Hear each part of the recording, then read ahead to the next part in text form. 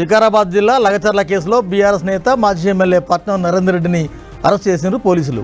హైదరాబాద్ ఫిలింనగర్లోని నివాసంలో ఆయనను అదుపులోకి తీసుకున్నారు.